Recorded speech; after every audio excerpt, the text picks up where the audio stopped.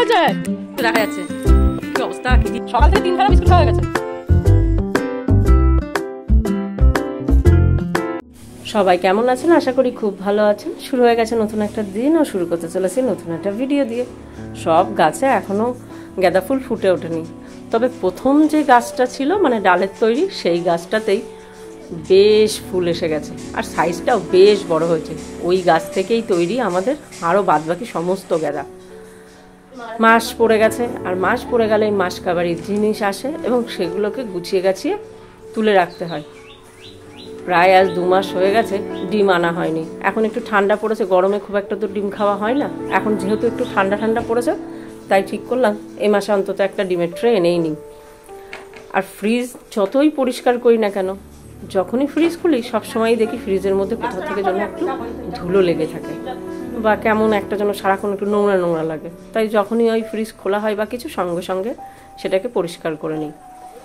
আর প্রথম যখন এই ম্যাট বা পেপার কিছু যখন ব্যবহার করতাম না র্যাকগুলোতে, তখন খুব নোংরা হতো। কিন্তু এখন এই ডিমের জায়গা বলুন বা পুরো ফ্রিজের মধ্যে যে টেবিল ম্যাটগুলো ব্যবহার করি, তাতে কিন্তু ফ্রিজটা সত্যি অনেকটা পরিষ্কার থাকে। মানে আগে যতবার ফ্রিজ পরিষ্কার করতে হতো পরিমাণে এখন সেটা অনেকটাই কম পরিষ্কার করতে হয়।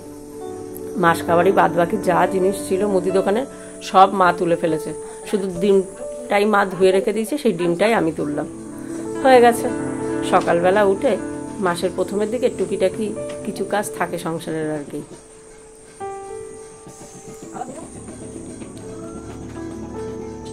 আর এইখানে আগে একটা অ্যালোভেরা মানে মানি প্ল্যান্ট গাছ লাগিয়েছিলাম, কিন্তু সেটা মরে গেল আমার একটু ভুলের জন্য ওষুধ দেওয়ার কারণে।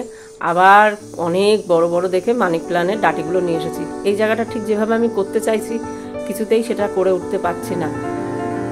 এখন যেটা লাগিয়েছি এই পাতাগুলোও দেখছি 2-3 দিনের মধ্যে কেমন যেন নুয়ে এসেছে, জানি না বাঁচবে কিনা। আমি ঠিক এরকমভাবে করতে চাইছি, এখানে অনেকগুলো পাতা থাকবে, মানে লম্বা লম্বা ডাল থাকবে, দেখতে দারুণ লাগে। চেষ্টা তো করছি বারবার এটাকে গাছ লাগিয়ে বাঁচানোর, কিন্তু ঠিকঠাক মতন বাঁচছে না। এই যে একটা কে নেবে নিয়ে নাও। বলে এটা নেবে না কেন? আরে কত সুন্দর হয়েছিল, মোটা কত সুন্দর হয়েছিল, তাই না?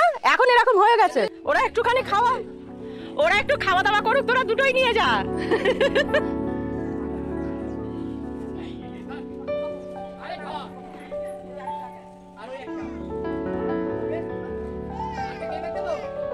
আরে দুটোই নিয়ে যাও, এরা একটু খাওয়া দাওয়া। বাবা এত ভয়।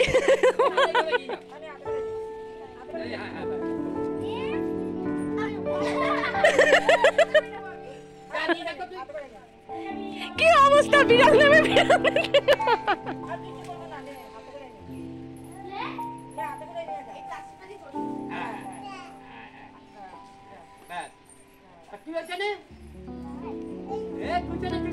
আরে দুটোই খেতে পাবে, তাহলে একটু খাওয়া দাওয়া করবে। আমাদের গলিতে কেউ খেতে দেয় না ওদের।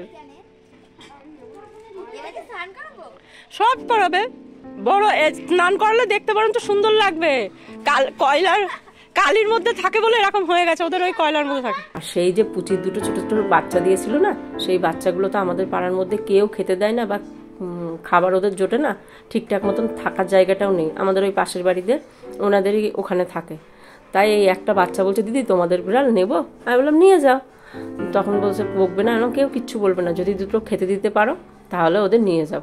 তো ওরা অনেকক্ষণ ধরে দোনমনো করছে, একটা নেবো না দুটো নেবো। তারপরে শেষমেশ দুটো বাচ্চা ওদের অনেক বলে করে দিয়েছি। আমি দুটো খেতে দিয়ে ওদের, তাতে অন্তত ওরা বেঁচেও থাকবে আর একটু ভালো হবে। নাহলে প্রথমের দিকে দেখতে কি সুন্দর হয়েছিল, সেই নিয়েই চললো সারাটা সকাল।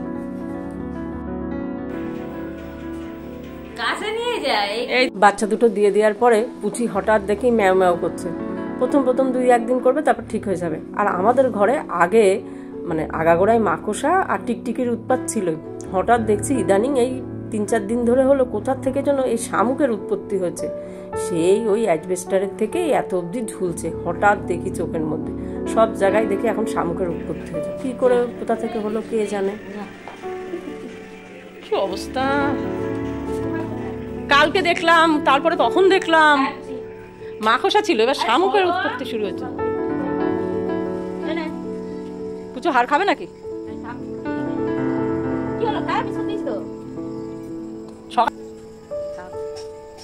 ফুলকো খাই এইখানে পেছন করে ডাকছে তোরে। হ্যাঁ হ্যাঁ হ্যাঁ যাবো, সবে তো মাস পড়লো। বলো আজকে টাকা সব শেষ হয়ে গেছে। ওই আর কি, এদিক করতে গেলে ওদিক হয় না, ওদিক করতে গেলে তো আরেক দিক হবে না।